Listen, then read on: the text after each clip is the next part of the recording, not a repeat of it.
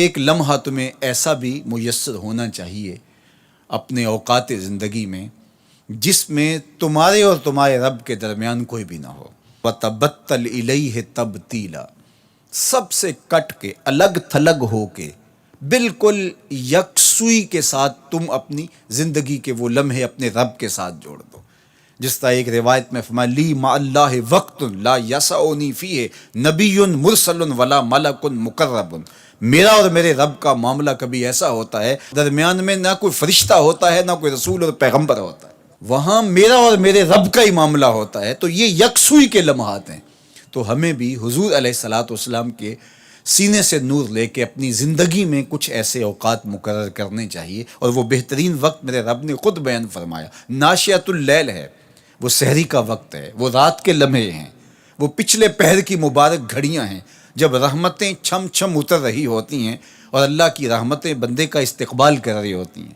تو اس وقت اگر اللہ کے حضور کھڑے ہو کے ربط قائم کیا جائے تو وہ اللہ کے ساتھ جڑنے کا بہترین وقت ہے. اور نماز میں تبتل ہو، جب ہم نماز پڑھ رہے ہوں تو مکمل انہماک رب کے ساتھ ہو. سیدنا علی المرتضیٰ رضی اللہ تعالیٰ عنہ کے بدن میں تیر لگا ہے اور وہ نماز میں مصروف ہیں اور تیر نکال لیا جاتا ہے. جب سلام پھرتا ہے تو پھر آپ کو پتہ چلتا ہے کہ یہ تو جو ہے وہ تیر تھا جو نکال لیا گیا. تو یہ انہماک ہے، رب کے ساتھ انہماک. اور وہ فرمایا گیا حدیث جبریل میں کہ اپنے رب کی اس طرح عبادت کرو کہ گویا تم اسے دیکھ رہے ہو. اور اگر یہ کیفیت پیدا نہیں ہوتی تو کم از کم یہ کیفیت تو ہو کہ وہ تمہیں دیکھ رہا ہے. فَاتَّخِذْهُ وَكِيلًا، اور اسی کو کارساز بناؤ، اسی پر توکل، اسی پر بھروسہ، اپنے امور اسی کے سپرد کرو. جب اپنے امور اپنے رب کے سپرد کرنے کا مزاج پیدا ہو جاتا ہے زندگی سوکھی ہو جاتی ہے.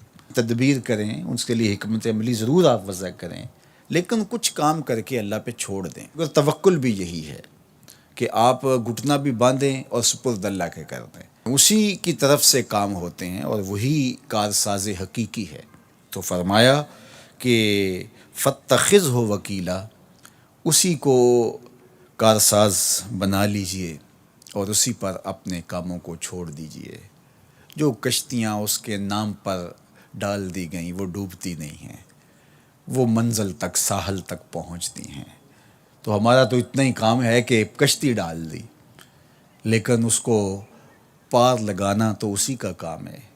تو اسی لیے ہم سواری پر بیٹھتے ہوئے کہتے ہیں کہ مالک اس کو مسخر تو نے ہی کیا ہے ہمارے لیے، ہمارے میں طاقت تو نہیں تھی کہ اس کو مسخر کر سکتے. تو یہ اس کے کرم سے ہوتا ہے. تو وہ اگر چاہے تو کوئی مشکل نہیں ہوتی. تو اس لیے اپنے کاموں کا کارساز اسی کو بنایا جائے.